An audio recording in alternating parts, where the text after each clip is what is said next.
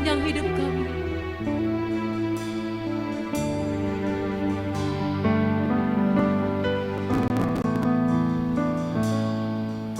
Bapa, yes, Tuhan.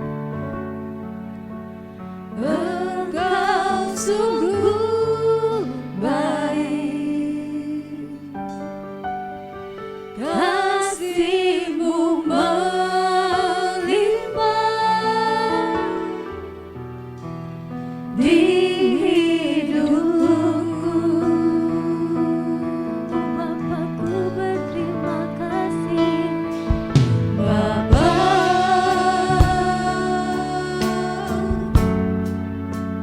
Ku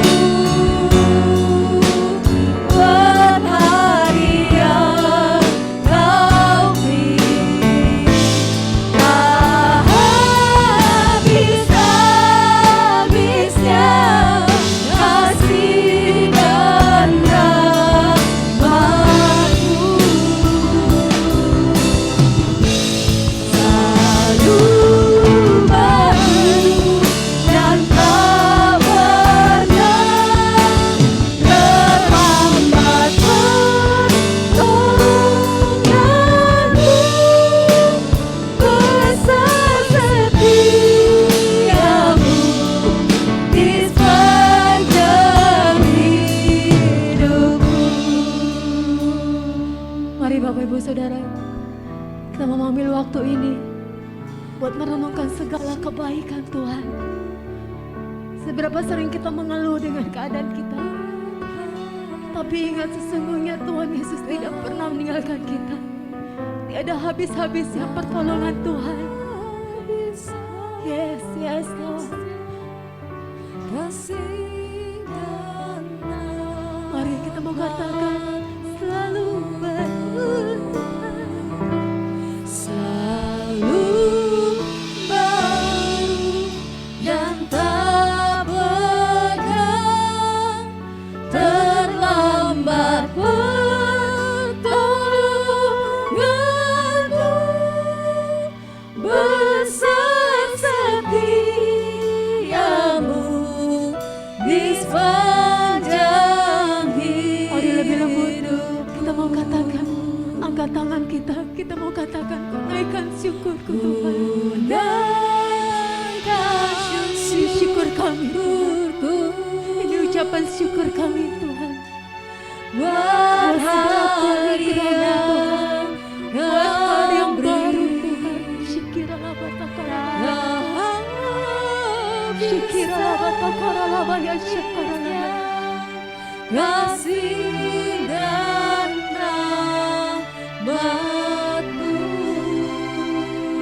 Mari katakan dengan iman, selalu baru dan tak pernah terlambat pertolonganmu, besar setiamu di sepanjang hidupku. Aku naikkan syukurku Tuhan. Naikkan syukurku berharian kami. Amin Tuhan. Habis-habisnya kasih dan rahmat-Mu. Selalu baru dan tak pernah terlambat pertolonganmu,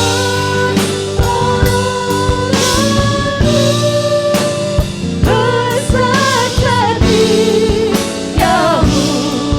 di sepanjang hidupku. Besar setiamu Tuhan, besar setiamu, besar setiamu Tuhan, besar setiamu. Mari katakan besar setiamu Tuhan, besar setiamu di sepanjang hidupku. Beri kemuliaan buat Tuhan. Haleluya, haleluya, haleluya. Besar setiamu Tuhan, besar setiamu Tuhan. Haleluya. Mari naikkan penyembahan kita kepada Tuhan. Naikkan syukur kita kepada Allah yang baik, Allah yang baik. Anugerah-Mu melimpah buat kami Tuhan, selalu baru buat kami Tuhan. Haleluya, haleluya. Amin Tuhan, Engkau baik Tuhan, sebab Kau Allah yang besar Tuhan, sungguh Allah yang besar. Yes Lord. Mari kita mau katakan, sebab Engkau besar. Sekarang lama tak kenal lama yang, sekarang lama tak kenal lama yang, sekarang lama tak kenal lama yang. Amin. Angkat tangan dan katakan, Engkau besar, berbuat ajaib, tiada seperti Engkau. Yes Lord, tiada seperti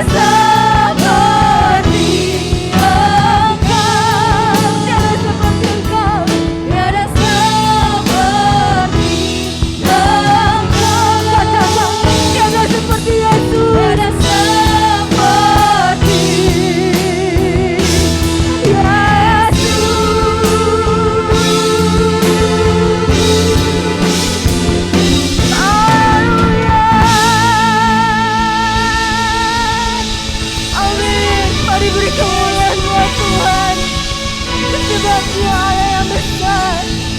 Tiada seperti Engkau Tuhan. Sebab perbuatan-Mu ajaib Tuhan. Amin. Bapa, kami bersyukur Tuhan. Kami merasakan hadirat-Mu begitu kuat pagi ini Tuhan. Dan kami percaya Bapa, Kau akan menjamah setiap kami tanpa terlewati Tuhan. Dan kami percaya Tuhan, kami akan pulang membawa berkat yang luar biasa daripada-Mu Tuhan. Kami yang saat ini datang dengan kesusahan, dengan kegelisahan Tuhan. Kami akan pulang dengan anugerah mukjizat Tuhan. Kami akan pulang dengan sukacita yang baru Tuhan. Terima kasih Tuhan. Ambil alih ibadah kami Tuhan dari awal pertengahan hingga akhirnya Tuhan. Bahkan ketika puji-pujian, ketika firman-Mu disampaikan, itu boleh menguatkan kami Bapa. Terima kasih. Mari siap memuji Tuhan. Kita mau sama-sama katakan Amin. amin. Siapa bersuka cita hari ini? Amin. Amin. Saya percaya kalau Tuhan kita baik. Amin. Perbuatannya besar. Boleh lihat kiri kanannya. Mungkin yang di rumah mendengarkan, kamu juga boleh melihat sekelilingnya. Katakan Tuhan Yesus baik. Amin. Boleh sekali lagi kita mau beri kemuliaan buat Tuhan. Yes. Amin. Kenapa Tuhan baik? Karena tiada berkesudahan kasih setia Tuhan. Amin.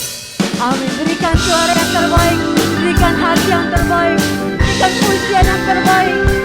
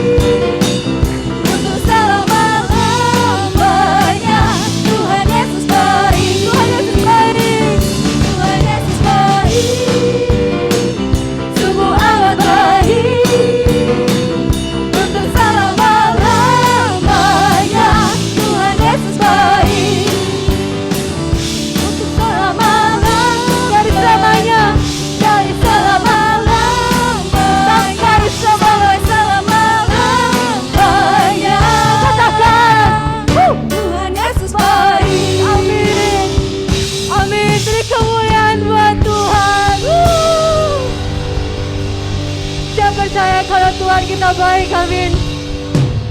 Kita mau bersyukur kepada Tuhan karena Tuhan baik, amin. Boleh sama-sama dengan saya tepuk tangan di atas kepala.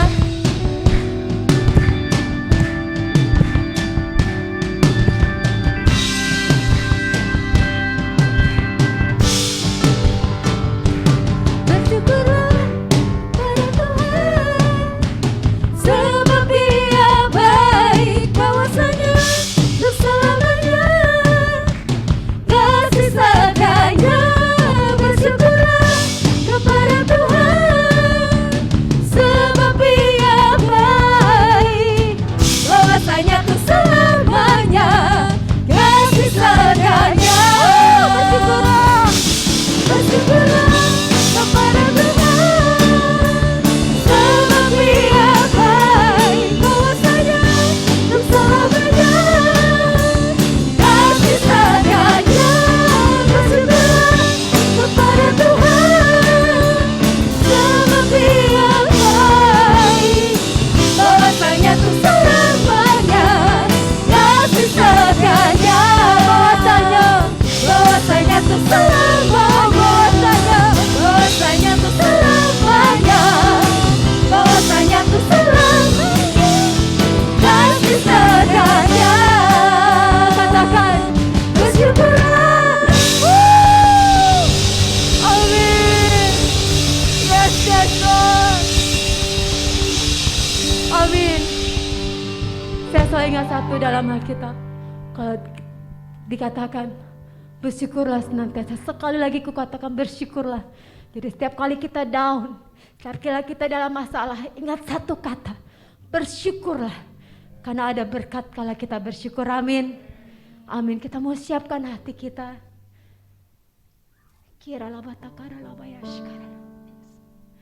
Bapa, kami bersyukur Tuhan. Kami boleh merasakan hadirat-Mu kalau kami memuji Engkau Tuhan. Kini saatnya Kau ajar kami Bapa melalui firman-Mu. Kami percaya Tuhan, firman-Mu menguatkan kami Tuhan. Karena firman-Mu menjadi sumber kekuatan kami Bapa.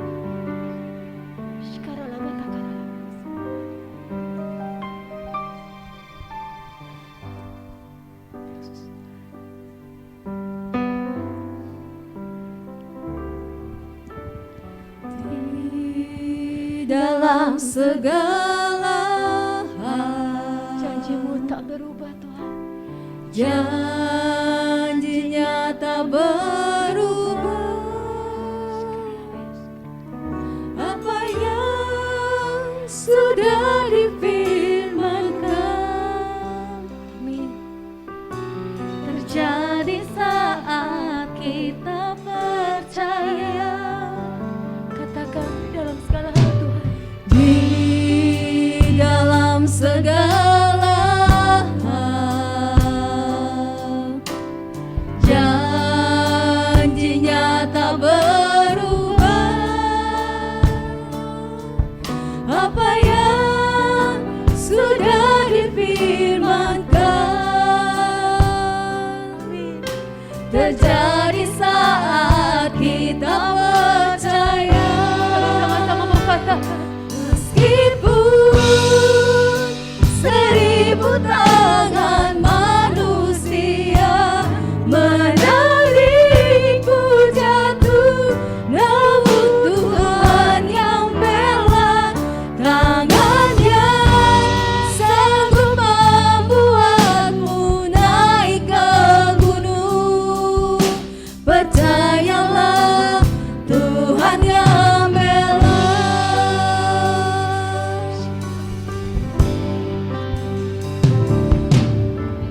Di dalam segala hal janjinya tak berubah. Apa yang sudah difirmankan terjadi saat kita percaya. Meskipun 1000 tangan manusia menarikku jatuh, namun Tuhan yang bela, tangannya sanggup membuatku naik ke gunung. Percayalah, Tuhan yang bela. Meskipun 1000 tangan manusia menarikku jatuh, namun Tuhan yang bela, tangannya sanggup membuatku naik ke gunung.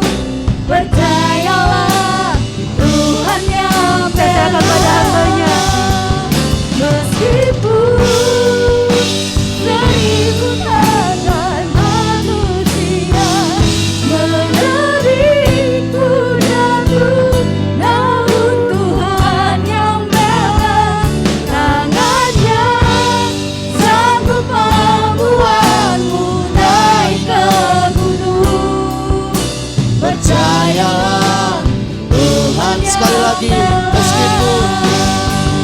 Meskipun seribu tangan manusia menarikku jatuh, namun Tuhan yang bela, tangannya sanggup membuatku naik ke gunung.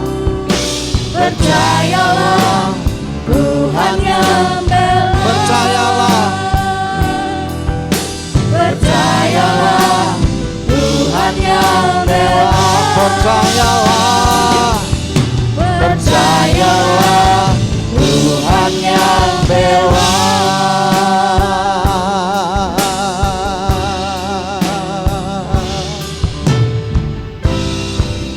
Terima kasih Bapak.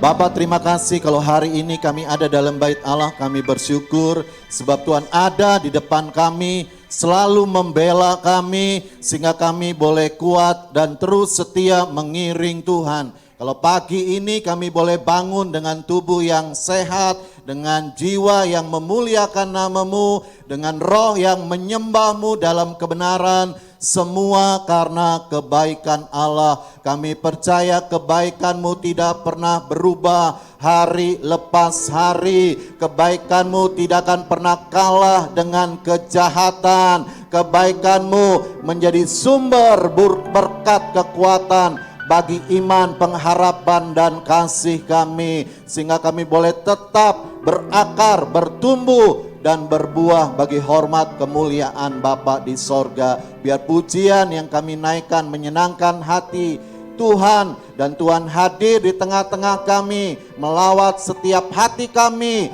yang tertutup menjadi terbuka, yang tinggi menjadi rendah, untuk menyambut makanan rohani bagi kehidupan rohani kami, sehingga rohani kami tidak mati tapi hidup di hadapan-Mu. Urapan-Mu mengalir atas setiap kami. Ketika kami duduk diam mendengarkan sabda-Mu, kami mau pakai mata kami, telinga kami, hati kami, jiwa kami, seluruh keberadaan kami untuk menyambut kebenaran firman Allah yang akan menerangi, menyegarkan, menguatkan, meneguhkan, menghibur, dan memberikan kemenangan demi kemenangan. Pakai hamba-Mu dalam hikmat sorgawi, sehingga yang disampaikan bukan konsep dunia, bukan konsep manusia, tapi firman datang dari hati Allah, tertuang kepada setiap kami, sehingga kami yang mendengar dan yang memberitakan sama-sama diberkati. Dalam nama Yesus Tuhan kami berdoa, kami bersyukur. Haleluya. Yang percaya sama-sama katakan amin. Silakan duduk Bapak Ibu, shalom. Yang ada di lantai bawah sini dan yang di atas, puji Tuhan. Hari bahagia bukan karena kelimpahan uang, hari bahagia itu karena Tuhan ada bersama dengan kita. Ya, kalau Tuhan enggak bersama dengan kita, maka apapun yang kita miliki tidak mengubah hati kita menjadi bahagia. Mari kita buka dalam Kisah pasal 7 ayat ke-51. Satu ayat ini kita baca bersama-sama. Temanya adalah akibat menentang Roh Kudus. Kisah 7 ayat 51. Ya, kalau Bapak Ibu sudah ketemu, mari kita baca ya satu ayat ini bersama-sama pada hitungan yang ketiga. Sudah ketemu Bapak Ibu? Puji Tuhan. Demikian bunyi firman Tuhan. 1, 2, 3. Hai orang-orang yang keras kepala dan tidak bersunat hati dan telinga, kamu selalu menentang Roh Kudus, sama seperti nenek moyangmu. Demikian juga kamu. Ya. Jadi ini ayat yang jelas memberikan informasi kepada kita tentang kehidupan umat perjanjian lama yang selalu menentang Roh Kudus. Dan kalau kita melihat bahwa apa yang mereka lakukan, sikap menentang Roh Kudus, itu ada akibatnya. Firman Allah jelas berkata, hormatilah orang tuamu, maka umurmu akan panjang di bumi. Artinya ada berkat yang menyertai kalau kita menghormati orang tua. Tetapi kalau kita menentang orang tua, kalau kita melawan orang tua, artinya umur kita pendek. Tidak ada berkat bicaranya. Mungkin bisa panjang umurnya tapi tidak ada berkat. Tadi pagi saya lewat jalan Bonanas ya. Puji Tuhan. Itu ada mobil berhenti di tengah-tengah mendadak. Begitu saya nyalip, ada mobil berhenti mendadak. Di belakang untung jaraknya nggak deket ya. Saya tanya-tanya ada apa? Ternyata ada orang gila, anak muda nyebrang di tengah jalan, mungkin dia berdiri di tengah-tengah jalan. Jadinya mengganggu ya pengguna jalan barusan tadi pagi ya. Jadi ada, puji Tuhannya ada seorang pengendara mobil yang baik begitu ya. Jadi didampingi supaya orang gila itu jangan main di tengah jalan gitu ya. Dia kasih lampu dim, dipinggirin gitu ya. Lalu saya berpikir, kenapa dia melakukan itu? Karena otaknya nggak normal, tidak waras. Tetapi saya mendengar berita sekitar seminggu yang lalu, motor tabrakan sama motor, ceger. Motornya dua-duanya hancur. Orang-orangnya mengalami luka yang berat. Kenapa? Karena menurut berita, ada salah satu motor yang ketika lampu merah, dia robos. Jadi yang lampu hijau ya harusnya jalan, yang lampu merah harusnya diem, dia jalan. Akhirnya di tengah-tengah terjadi tabrakan. Yang salah siapa Bapak Ibu? Yang salah yang menerobos lampu merah. Menentang aturan yang ada di dalam dunia aja ada akibatnya. Apalagi Bapak Ibu menentang Roh Kudus, menentang Roh Allah, menentang kuasa Tuhan. Gak mungkin tidak ada akibatnya, pasti ada akibatnya. Setiap orang itu punya kesempatan yang sama, 24 jam. Cuma cara menggunakannya, cara menggunakan kesempatan itu yang berbeda. Ada orang menggunakan kesempatan yang ada untuk tunduk pada tuntunan Roh Kudus. Mau dituntun sama Roh Kudus, mau dibimbing sama Roh Kudus, mau dikasih tahu sama Roh Kudus, mau dinasehati sama Roh Kudus. Tapi ada orang-orang yang menggunakan kesempatan itu baik secara sadar atau tidak sadar menentang Roh Kudus.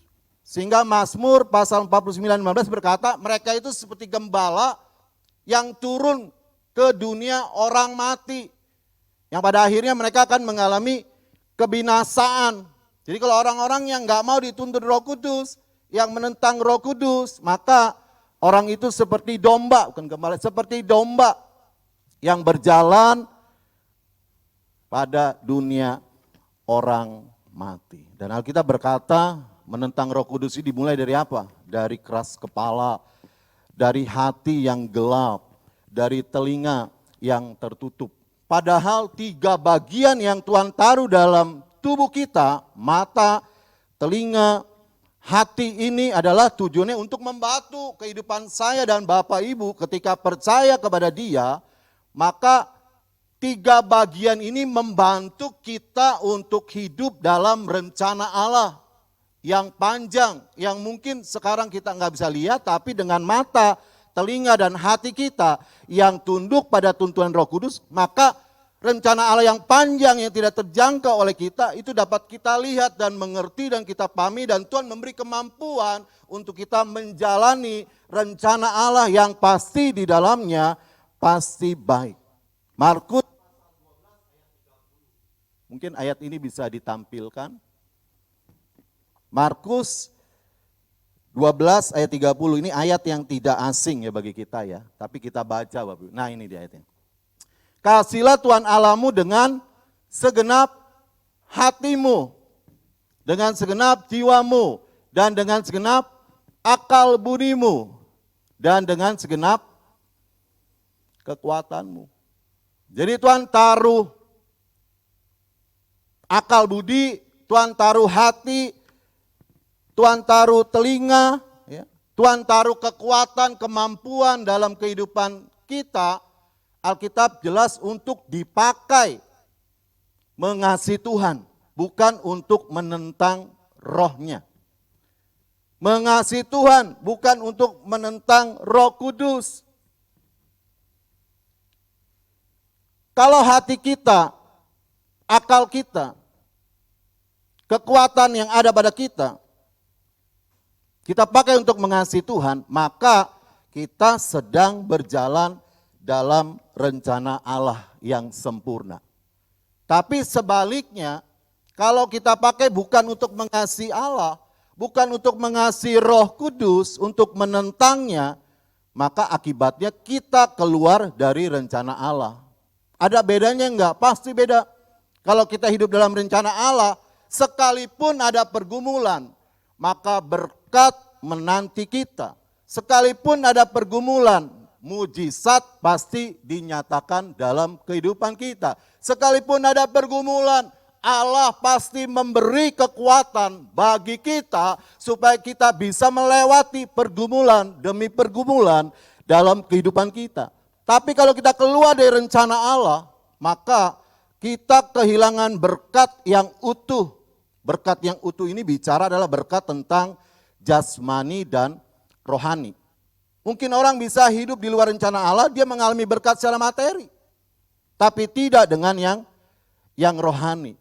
Sehingga berkat itu akan menggelapkan langkah hidupnya semakin jauh daripada Tuhan. Semakin jauh meninggalkan roh Allah. Sehingga Pemazmur 49 tadi katakan benar, orang ini sedang melangkah seperti domba yang melangkah menuju kepada maut, kepada kematian. Apa sih artinya hati yang mengasihi Tuhan, pikiran yang mengasihi Tuhan, kekuatan yang mengasihi Tuhan, telinga yang kita pakai untuk mengasihi Tuhan. Hati yang mengasihi, yang kita pakai untuk mengasihi Tuhan adalah hati yang mau menyimpan firman Allah. Ini ayatnya harus kita baca ya. 40 ayat 9 bisa mungkin. Mazmur 40 ayat 9. Jadi kalau hati kita mengasihi Allah, yang bagaimana begitu ya hatinya? Salah satunya adalah hati yang mau menyimpan firman Tuhan. Nah, aku suka melakukan kehendak-Mu ya Allah, Taurat-Mu ada di dalam dadaku, ada di dalam hatiku. Jadi hati itu sebenarnya seperti kalau di rumah itu ada kamar. Kamar itu pasti diisi hal-hal yang penting. Hal-hal yang menjadi kebutuhan kita. Enggak mungkin kita di kamar kita itu menaruh barang-barang yang enggak berguna. Enggak mungkin kita ambil sampah lalu kita taruh di kamar kita. Kita enggak bakal bisa tidur. Kita akan pengap, bau. Tetapi di kamar kita pasti kita taruh hal-hal yang penting bagi kita, yang mendukung kita. Kita bisa istirahat, kita bisa berdoa, ya, kita bisa melakukan segala sesuatu di kamar itu, ya, makanya ditaruh ranjang, ada penerangan, ya, ada banyak hal yang menopang waktu kita ada di kamar. Sama, hati kita itu seperti kamar. Hati itu harus diisi dengan hal-hal yang berguna dalam kehidupan kita. Hati itu harus diisi untuk hal-hal yang menuntun hidup kita lebih dekat kepada Allah. Hati itu harus diisi dan diterangi oleh firman Allah yang akan melengkapi kita menjadi umat kerajaan Allah yang menyukakan hati Allah dan berkenan di hadapan Allah, dan berkat Allah mengalir dan pertolongannya terjadi, topangannya ada bersama dengan kita, damai sukacita berdiam dalam hati kita. Kalau hati kita mengasihi Allah dengan cara apa? Menyimpan firman Allah. Kasihlah Tuhan Allahmu dengan segenap hati kita. Artinya apa? Kita simpan firman itu dalam hati kita. Hati yang mengasihi adalah hati yang mau menerima firman Allah dengan lembut. Yakobus 1 ayat 22 bagian C. Coba ayatnya bisa ditampilkan ya. Yakobus 1 ayat 22 bagian C. Ya.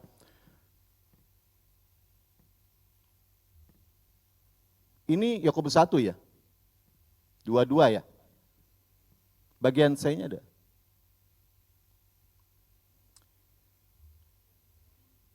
Ini benar ya?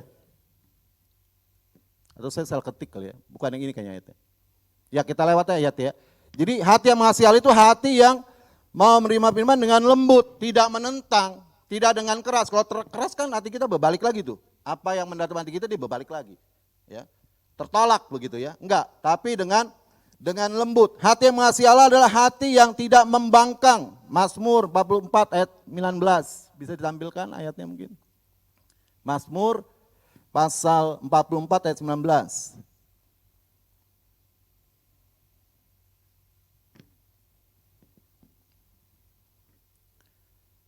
Hati kami tidak membangkang, ya, dan langkah kami tidak menyimpang dari jalanmu. Jadi kalau Tuhan tuntun, Roh Kudus tuntun kanan, ya dia kanan, nggak membangkang, nggak menyimpang.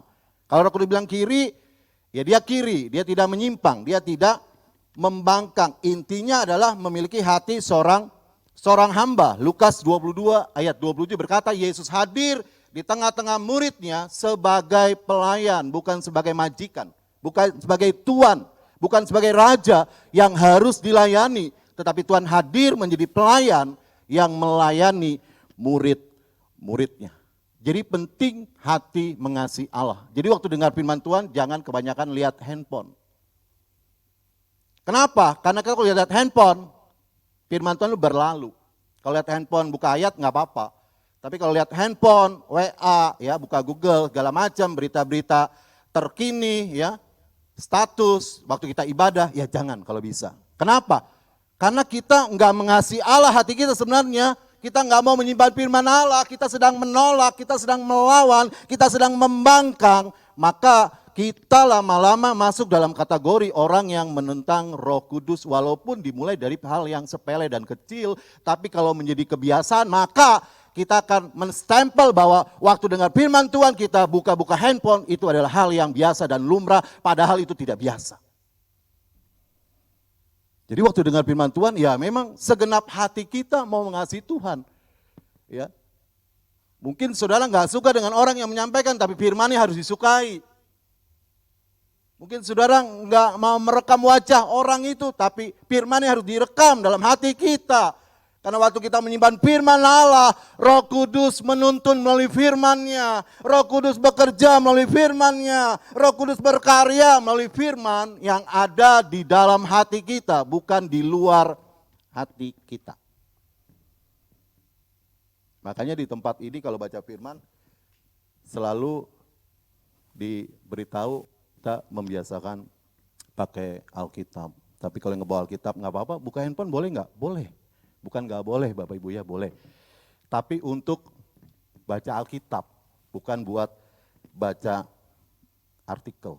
Ya. Apalagi kalau udah jajarannya pelayan. Wah, pelayan itu kalau di perjanjian baru imam ya. Wah, itu udah beda lagi tuh. Satu tingkat. Waduh, itu handphone kalau bisa udah jangan dipegang-pegang lah kalau nggak ada yang penting banget mah. Kita dengerin firman Tuhan. Kenapa? Karena di tempat ini mulai gembala saya, ya, dan yang lain-lain kita belajar duduk diam juga mendengarkan firman Tuhan. Kecuali waktu saya bilang jangan pakai handphone, wah saya juga mainin handphone gitu dengar firman Tuhan, wah itu kok Yakubnya juga hobi buka handphone, ya enggak. Handphonenya ditutup dulu waktu dengar firman Tuhan, kita mau buka hati bagi firman Allah yang lebih daripada berita terkini yang ada dalam handphone kita. Pikiran yang masih Allah itu pikiran bagaimana? Pikiran yang memikirkan perkara di atas, bukan di bumi. Kolose 3 ayat 2. Waktu kita memikirkan perkara yang di bumi, bagaimana punya rumah yang besar, yang mewah, bagaimana kita punya kendaraan yang mewah, yang luar biasa, bagaimana kita menjadi sukses menurut ukuran dunia, perkara-perkara di bumi melekat dalam pikiran kita, sehingga itulah menjadi tujuan hidup kita dan kita menghalalkan segala cara walaupun bertentangan dengan kebenaran firman Allah, maka pikiran kita mulai dirasuk oleh nilai-nilai dunia dan tidak mengasihi Allah. Pikiran yang mengasihi Allah adalah pikiran yang memikirkan tentang kerajaan Allah di muka bumi ini, tentang bagaimana pekerjaan Allah terjadi di muka bumi ini. Itu pikiran yang mengasihi Allah. Kemudian pikiran mengasihi Allah, pikiran yang diisi dengan hal-hal yang memuliakan Allah. Bukan yang memberontak, bukan yang melawan Allah. Filipi 4 ayat 8. Ayat ini mungkin bisa ditampilkan.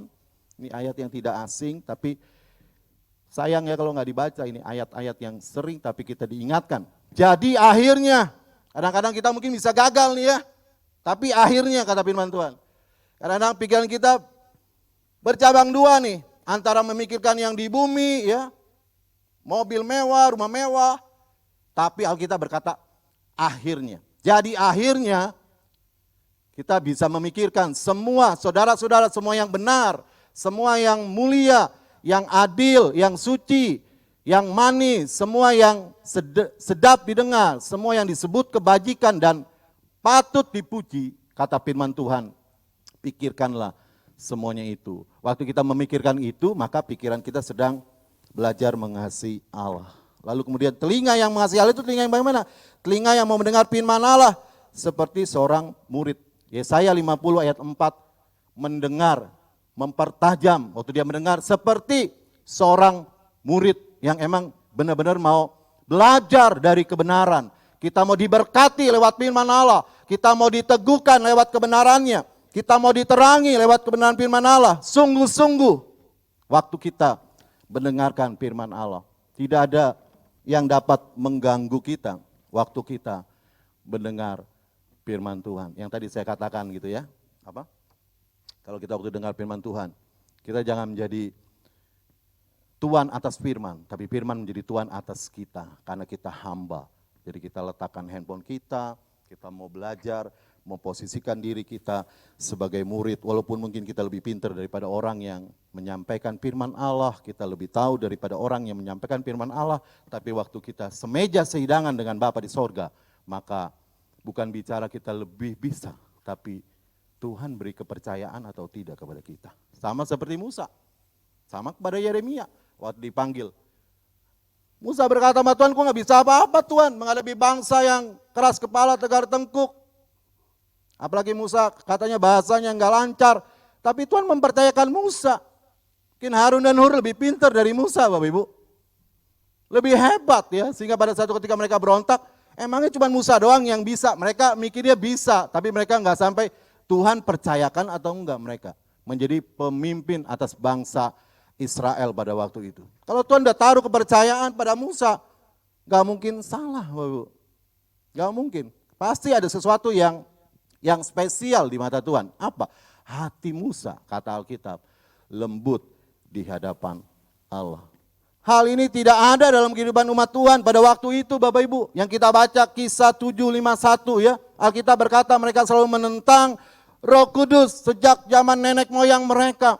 Jadi turun-temurun dari generasi ke generasi, spirit ini, roh yang menentang Roh Kudus ini masih berdiam dalam kehidupan mereka. Sehingga mereka mengalami akibat-akibat yang buruk dalam kehidupan mereka. Antara lain yang pertama adalah hidup dalam kegagalan. Roh Kudus itu roh kebenaran. Kalau orang melawan roh kebenaran, maka mereka sedang memilih yang salah. Kalau memilih yang salah, mereka enggak mungkin menang. Mereka enggak mungkin diberkati. Mereka enggak mungkin mengalami anugerah Allah. Kenapa? Mereka memilih yang salah. Orang sakit gigi, dia datang ke dokter bagian kulit. Enggak mungkin bisa mengalami kesembuhan. Orang sakit kulit, dia datang ke dukun beranak. Enggak mungkin. Kita jatuh dalam dosa. Kita melawan Sang Juru Selamat Yesus Tuhan. Gak mungkin kita mengalami keselamatan. Kenapa? Karena kita memilih yang salah waktu kita melawan roh kebenaran. Waktu kita melawan Roh Kudus, sedang memilih yang salah. Dan banyak orang ketika memilih yang salah tidak menyadari bahwa ada akibat di balik pilihan yang salah. Waktu Yunus memilih Tarsis, dia pergi ke Niniwe. Dia pikir dia aman di tengah-tengah kapal yang ditumpangi, tetapi ternyata tidak. Ada akibat yang terjadi dalam kehidupan Yunus yang melarikan diri. Ya puji Tuhan, Tuhan masih berbelas kasihan. Tuhan masih memberi kesempatan kedua.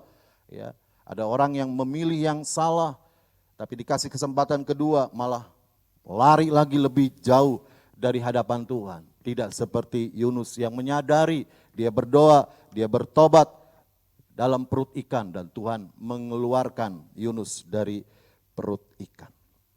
Kalau Bapak Ibu baca dalam perjanjian baru tentang Raja Herodes yang menentang Roh Kudus ya, ketika Herodes berpidato, rakyat berkata, ini bukan suara manusia, ini suara Allah. Malaikat Tuhan menampar Herodes, lalu Alkitab berkata Herodes mati dimakan cacing. Bapak Ibu bayangin, kalau kita membaca kisah ini kayaknya, itu kan Tuhan yang punya mau, tapi cacing bisa membuat mati Herodes, cacing tanah. Kalau ditampar malaikat, dimakan sama buaya yang besar, dimakan sama serigala yang buas, dimakan sama macan tutul yang sedang lapar. Gak terlalu kaget kita ya. Tapi Herodes itu habis ditampar malaikat Tuhan, Alkitab berkata cacing-cacing menggerumuni, memakan tubuhnya sampai mati. Karena gak masuk akal ya. Tuhan memakai cacing yang gak punya kekuatan apa-apa, yang gak punya perut yang besar. Badannya cuma lurus panjang kayak lidih gitu ya.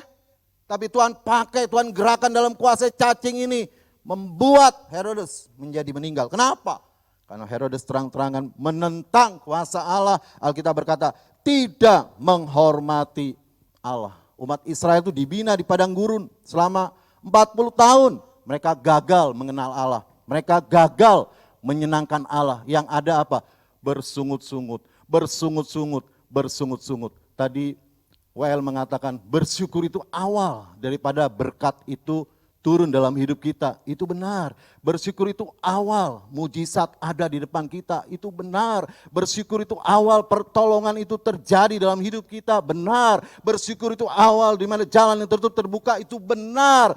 Bersyukur itu mendatangkan segenap janji-janji Allah dalam kehidupan kita. Tapi orang-orang Israel tidak pernah bersyukur atas segala kebaikan Allah yang dinyatakan dalam kehidupan mereka selama 40 tahun. Kebaikan Allah nggak pernah berkurang-kurang dalam hidup mereka. Tapi Alkitab mengatakan kepada kita bahwa mereka selalu penuh dengan bersungut-sungut, marah-marah kepada Allah dan kecewa kepada Allah dan menyesal dibebaskan dari tanah perbudakan menuju tanah perjanjian. Harus melewati padang gurun yang menjadi sekolah pembinaan iman, pengharapan dan kasih mereka kepada Allah. Tapi mereka gagal Bapak Ibu. Gagal mengenal Allah secara total. Gagal menyenangkan Allah secara total. Padahal Allah nggak tuntut harta mereka. Allah nggak tuntut yang sukar dari mereka. Allah cuma mau dengar pujian penyembahan dari mulut mereka. Allah mau dengar doa dari hidup mereka. Allah mau dengar penyerahan mereka. Allah mau dengar sikap yang mengandalkan kepada Tuhan dan percaya kepada Tuhan. Enggak nuntut yang sukar-sukar. Kenapa mereka gagal? Karena mereka menentang Roh Kudus. Karena mereka menentang Roh Allah. Kebaikan Allah tidak membuat mereka rindu untuk ibadah kepada Allah. Titus 2 ayat 11 sampai 12. Mungkin bisa dibuka ayat ini. Titus 2 ayat 11 sampai 12.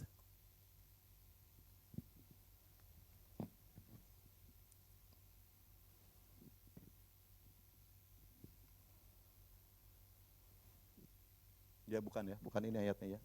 Titus 2 ayat 11 sampai 12. Itu ya. Mungkin salah ya. Ini ya jumlah. Ya nggak apa-apa. Sebenarnya bukan ini. Jadi sebenarnya intinya begini, kebaikan Allah yang kita terima itu harus ya membuat kita, tujuannya kita. Nah, ini dia benar. Ya, ini benar. Ia mendidik kita supaya kita meninggalkan kefasikan dan keinginan-keinginan duniawi dan supaya kita hidup bijaksana, adil. Nah, ini dia, ada kata yang penting. Dan beribadah di dalam dunia, bukan dunia yang akan datang. Bukan dunia dalam berita, tapi dunia saat ini Bapak Ibu. Waktu kita ditebus sama Tuhan, waktu Tuhan berkorban bagi kita, waktu kita percaya kepada Dia, waktu kita menjadi pengikut Dia. Titus 2 ayat 12 berkata, kita harus beribadah kepada Dia pada zaman ini, pada zaman sekarang. Artinya apa?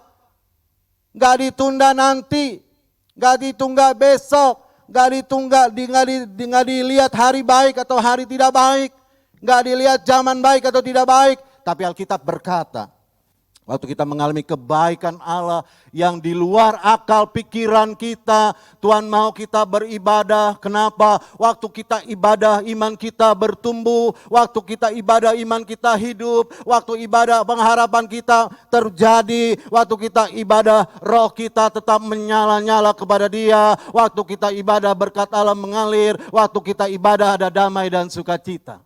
Tapi orang Israel, mereka bukan ibadah kepada Allah, tapi Alkitab berkata mereka buat patung lembu emas dalam kesadaran dan kecongkakan dan keangkuhan mereka. Mari kita buat patung lembu emas, dan patung ini disembah Bapak Ibu dengan girang, dengan sukacita, dan mereka berkata, inilah Allah kita yang membebaskan kita dari tanah perbudakan. Coba Bapak Ibu, luar biasa ya.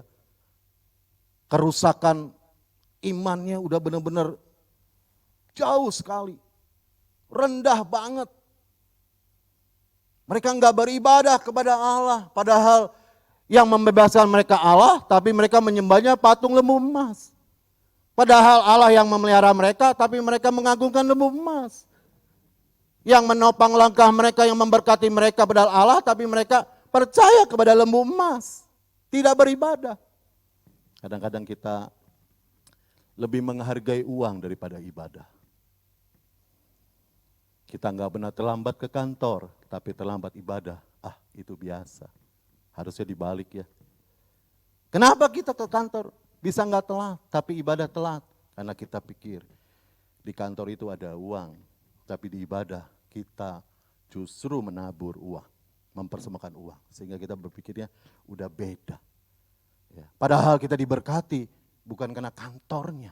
Diberkati karena Allah yang membuka jalan sehingga kita bisa punya kesempatan untuk ada di dalamnya dan menerima berkat di dalamnya.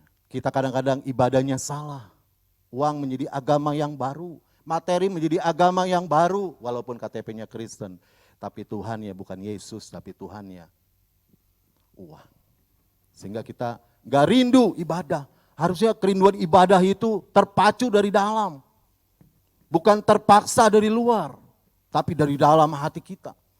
Aku mau ibadah ketemu Tuhan Yesus yang berkorban bagiku. Aku mau ibadah kepada Tuhan yang sudah mati bagiku. Aku gak pernah berbuat baik, tapi Dia mau berkorban bagiku. Aku hancur meninggalkan Tuhan, melawan Dia, tapi Dia mengasihiku. Kerinduan itu menjadi api yang gak pernah padam dalam kehidupan kita. Karena Titus berkata, selama Tuhan percayakan hidup bagi kita di dalam dunia sekarang ini, mari kita beribadah. Gagal jantung itu mungkin masih bisa diperbaiki, tapi gagal iman merusak segala-galanya. Mereka ditewaskan zaman angkatan Musa di padang gurun. Kenapa ditewaskan? Karena kegagalan iman itu bisa menular. Bisa menular. Ya, sehingga begitu bisa nyamprok sama 7 bangsa asing di tanah Kanaan, mereka ya udah, karena gagal iman, ya imannya dikalahkan oleh kepercayaan 7 bangsa asing. Ya sama aja, waktu mereka ada di Mesir, cuma beda tempat. Mereka di Mesir diperbudak sama orang Mesir, di Kanaan, karena mereka gagal iman, ya mereka nggak bisa jadi saksi Tuhan, ya mereka diperbudaknya sama 7 bangsa asli yang ada di sana. Ya lebih baik ditewaskan. Ngapain? Misalnya ada 2 juta lebih umat, masuk tanah Kanaan, nggak ada artinya. Ditewaskan, 40 tahun, Tuhan tunggu iman yang bertumbuh. Roh yang hati yang mau tunduk pada Tuhan Roh Kudus, tapi nggak mau, ya bukan salah Tuhan. Salah. Yang kedua akibatnya apa? Hidup di luar rencana Allah. Kisah 7 ayat 39. Kisah 7 ayat 39. Ayatnya berkata demikian. 39 ya, saya cari ya. Tetapi nenek moyang kita tidak mau taat kepadanya, malahan mereka menolaknya. Ini dia. Dalam hati mereka ingin kembali ke tanah Mesir. Akibat menentang roh Allah. Yang kedua apa? Hidup di luar rencana Allah. Mereka bukan hanya menolak Musa yang mengabarkan firman Allah yang hidup. Kalau Bapak Ibu baca ayat sebelumnya. Jadi waktu Musa membawa firman, mereka udah tolak tuh. Mereka udah tutup telinga mereka. Mereka tutup hati mereka. Tapi bukan hanya itu Bapak Ibu. Alkitab berkata dalam hati mereka. Mereka kangen sama Mesir. Mereka rindu sama Mesir. Mereka cinta sama Mesir. Lalu mungkin kita bisa berkata secara manusia begini, lah kan mereka dijajah 430 tahun, ya wajarlah masih tenggang yang Mesir, masih terpaut sama Mesir, masih cinta sama Mesir. Bapak Ibu yang diberkati oleh Tuhan, Musa itu 40 tahun, sejak bayi, umur 3 bulan udah dipinang, diambil sama putri Firaun. Waktu dilepas di sungai Nil, Alkitab berkata putri Firaun lagi mandi, ada anak. Ya, ditempatkan setempat gitu, akhirnya diangkat, dididik dengan cara Mesir, ilmu Mesir, roh Mesir. Tapi Bapak Ibu tahu, waktu kita baca Musa keluar selama 40 tahun ada di Mesir, maka pikirannya tidak berubah jadi Mesir. Hatinya tidak berubah jadi Mesir, rohnya tidak berubah jadi Mesir. Dia tetap ingat Allah yang memanggil dia menjadi alat dalam genggaman tangan Tuhan. Jadi waktu kita berdiam dalam jajahan yang salah, harusnya kita harus tidak mengingat lagi Mesir. Orang-orang perjanjian baru perjanjian lama, umat perjanjian lama waktu itu, mereka masih kangen sama Mesir. Mereka sebenarnya enggak rela menjalani hidup dalam rencana Allah melalui padang gurun. Kenapa sih Tuhan enggak harus lompat hanya tanah perjanjian? Mereka lupa selama 4 abad lebih mereka menjadi budak di Mesir. Dan itu harus dirubah dulu. Di mana? Di padang gurun dirubahnya. Harus dibina dulu. Di mana dibinanya? Di padang gurun. Kita udah keluar kemana-mana, hancur di luar, dibina di gereja. Bapak. Gereja jadi padang gurun zaman sekarang. Dibina di gereja. Kalau pakai istilah mungkin bengkel rohani walaupun kurang tepat dalam tanda kutip. Bagian rusak mana? Di gereja Bapak Ibu. Nggak bisa. Nggak dibina di gereja, lalu tiba-tiba ngamplang ke sorga. Nggak bisa. Belum siap. Karena sorga dihuni oleh apa? Mempelai-mempelai yang dewasa, yang siap masuk sorga. Sorga itu bukan karena kita memilih, Tuhan menyediakan Bapak Ibu. Bagi yang mana? Yang siap, yang dewasa. Orang Israel dibina dulu baru masuk tanah perjanjian, tanah Kanaan. Kalau belum siap, ya percuma. Makanya dibina 40 tahun. Tapi mereka gak mau menjalin rencana Allah. Hati mereka berkata, aku lebih cinta di Mesir. Ironis ya, mereka yang berteriak sama Tuhan bebaskan. Ketika dibebaskan, aku mau kembali lagi ke Mesir. Kuncinya di mana? Karena mereka nggak mau tunduk pada tuntunan roh Allah di padang gurun. Mereka takluk kepada keinginan daging. Mana nggak cukup mengenyangkan hawa nafsu mereka. Daging nggak cukup memuaskan hawa nafsu mereka. Hawa nafsu mereka memang harus diisinya di Mesir, nggak di padang gurun. Karena di padang gurun itu bukan untuk pemuasan hawa nafsu, tapi pembentukan karakter ilahi. Untuk mereka siap masuk dalam tanah perjanjian. Rencana Allah itu enggak sama rencana manusia. Jalan Allah tidak sama jalan manusia. Yesaya 55:89 ayat tidak asing ya. Enggak sama Bapak Ibu. Kalau Allah kanan mungkin kita kiri. Allah lurus kita maunya mundur. Enggak sama, enggak mungkin sama. Ya Allah sama kita manusia menjalani enggak jauh, enggak bisa dibandingkan. Jalan manusia yang hebat sekalipun enggak bisa dibandingkan dengan jalan Allah. Rencana manusia yang hebat sekalipun, yang luar biasa, nggak bisa dibandingkan dengan rencana Allah. Memang kadang-kadang rencana Allah itu pahit di awal, manis di akhir. Ya, kadang-kadang begitu. Ya, kalau rencana iblis manis di awal, pahit di akhir. Tapi rencana Allah beda, kadang-kadang pahit di awal, manis di akhir. Kenapa pahit di awal? Sedang dibina itu tadi.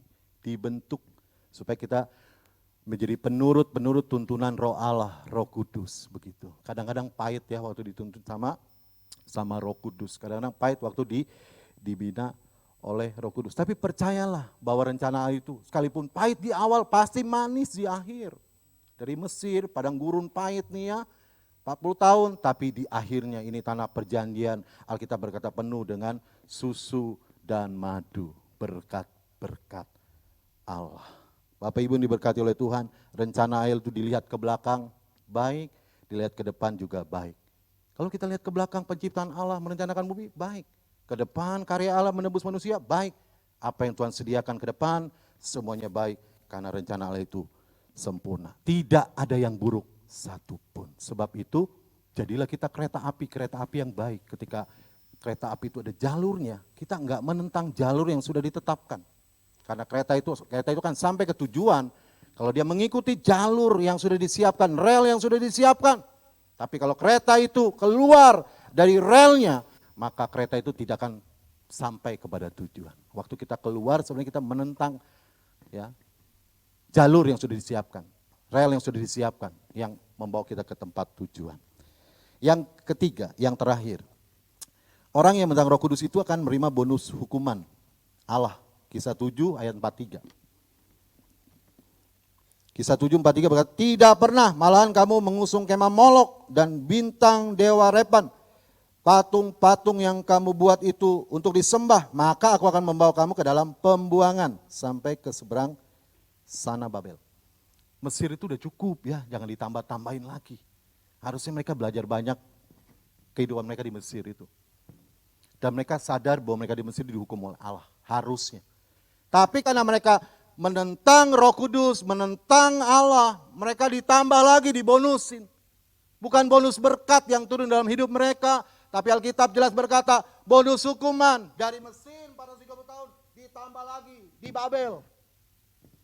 Dibuang lagi ke negeri Babel, dibiarkan oleh Allah, dikuasai oleh orang-orang Babel. Idealnya kan orang yang mengikut Tuhan itu harusnya menerima berkat. Bonus berkat, bukan bonus hukuman. Matius 6 ayat 33. Carilah dahulu kerajaan Allah dan kebenaran, maka semuanya akan ditambahkan. Ditambahkan itu kita pakai istilah bonus. Ya. Waktu kita sudah cari kerajaan Allah, terima keselamatan, ditambahkan. Bukan hukuman yang ditambahkan, tapi Alkitab berkata, segala berkat dan anugerah dan kebaikan dan rahmatnya mengalir waktu kita mencari kerajaan Allah. Orang yang mencari kerajaan Allah kan bukan orang yang menentang Roh Kudus. Ibrani 11:6 berkata, upah tersedia bagi pengikut Tuhan yang mencari Dia dengan sungguh-sungguh, yang tidak menentang Roh Kudus, yang tidak menentang Roh Allah. Tuhan siapin upah, Tuhan sediakan upah bagi orang-orang yang seperti ini. Tapi sayang sekali umat pada waktu itu bukan menerima bonus berkat, tetapi bonus hukuman. Kalau kita mau terima bonus berkat, maka biar dijauhkan hati kita yang menentang Roh Kudus. Tapi hati kita menjadi hati seorang hamba. Dan sayangnya Bapak Ibu ya, bonus hukuman itu juga tidak menyadarkan mereka untuk bertobat. Tapi malah menjadi. Pengorbanan Tuhan di kayu salib itu Bapak Ibu membuat orang percaya menjadi ciptaan yang baru katanya. Yang lama sudah berlalu, yang baru sudah datang. 2 Korintus 5 ayat 17. Yang lama itu bicara banyak hal, salah satu dia menentang Allah. Tapi waktu Allah menebus kita, berkorban bagi kita, Alkitab berkata, yang lama itu sudah berlalu, yang baru sudah datang. Yang baru apa? Hati seorang hamba yang mau dituntun oleh Roh Kudus yang bukan roh kebenaran. Mari kita semua orang percaya mau belajar sama-sama menyenangkan Allah melalui banyak hal, salah satunya adalah sikap yang mau tunduk dan menurut pimpinan Roh Kudus. Tuhan memberkati. Kita bangkit beri bersama-sama, kita angkat pujian. Ku tak membawa apa-apa, hati hamba ya. Terima kasih buat perhatian Bapak Ibu, Tuhan memberkati.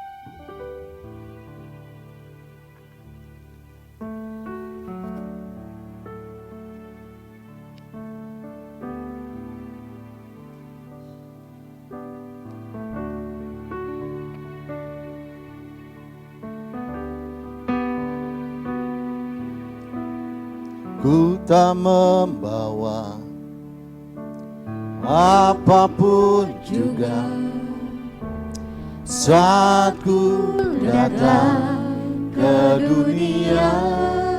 Kami tinggal semuanya Tuhan. Yang kami bawa adalah iman kami kepadamu. Diajari oleh sikap yang menunduk pada pimpinan Roh Kudus. Sama-sama inilah yang kupunya. Inilah yang kupunya. Hadir sebagai hamba yang mau taat dan setia padamu Bapa, kemanapun ku bawa, hati menyembah dalam roh dan kebenaran sampai selamanya. Ku tak membawa Yesus Tuhan, ku tak membawa apapun juga saat ku datang ke dunia. Kami tinggal, Ku tinggal semua, pada akhirnya saat ku kembali ke angkat tanganmu, inilah yang ku punya, inilah yang ku punya, hati sebagai hamba yang mau taat dan setia padamu Bapa, kemanapun ku bawa, hati yang menyembah dalam roh dan kebenaran. Biar jemaat saja, inilah yang ku punya.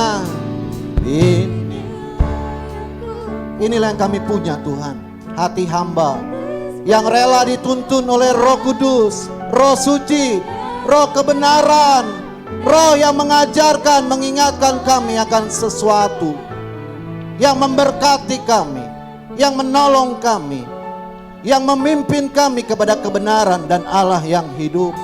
Hati kami, hati hamba. Haleluya. Sama-sama, inilah yang ku punya, hati sebagai hamba yang mau taat dan setia padamu Bapa, kemanapun ku bawa, hati yang menyembah dalam roh dan kebenaran sampai dalam roh, dalam roh dan kebenaran sampai dalam roh, dalam roh dan kebenaran sampai selamanya.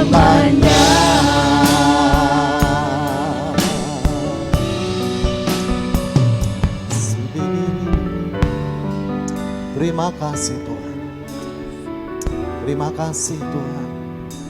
Bapa, kami sudah mendengarkan sabda-Mu.